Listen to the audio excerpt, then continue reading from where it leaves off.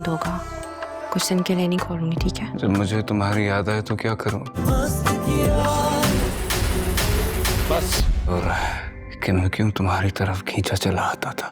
मैं तो कहता हूँ तुम मेरे हवाले कर दो उसे, खुद साइड पे हो जाओ। शेर की गुमशुदगी पर जैसे हंगामा मच गया हो, सभी फजर पर शक कर रहे हैं और इनका शक शायद दोस्त भी है।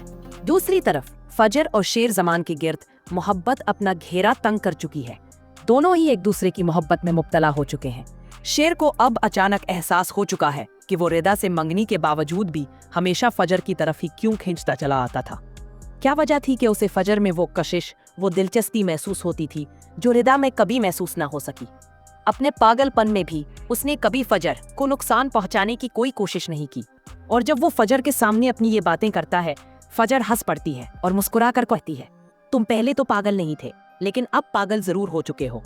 इसी लम्हे फजर उसे समझाती है, तुम्हारा रोज रोज फोन करना मेरे लिए मुसीबत बन सकता है। शेर वो बताती है कि उसके वालिद को पहले ही शक हो चुका है, इसीलिए अब कुछ दिन तक इसका मोबाइल बंद ही रहेगा।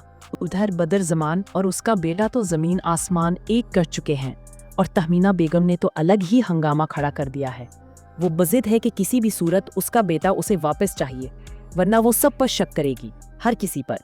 तहमीना ये सब कुछ सिर्फ इसलिए कर रही है ताकि सबका ध्यान फजर से हटाया जा सके। शुजात फजर से साफ साफ कहता है, अब तुम्हें शेर को मेरे हवाले कर देना चाहिए। वो बढ़ते हुए गुस्से से कहता है, अब मैं उसका ऐसा हाल करूंगा कि उसके दुश्मन भी अपनी दुश्मनी भूल जाएंगे।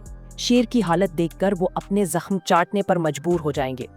ये सुनकर काका साहब जो पास ही खड़े होते हैं, शुजात की बातों पर वाह वाह कर उठते हैं। लेकिन फजर का दिल अंदर से टूट चुका है। वो बहुत परेशान है। वो ऐसा हरगिज नहीं चाहती, मगर वो अपने बाप को रोक भी नहीं पाती। बस चुपचाप खामोशी से खड़ी रहती है। शुजात के चेहरे पर जो वक्ती खुशी दिखाई देती है, वो भी ज्यादा देर कायम नहीं रहती।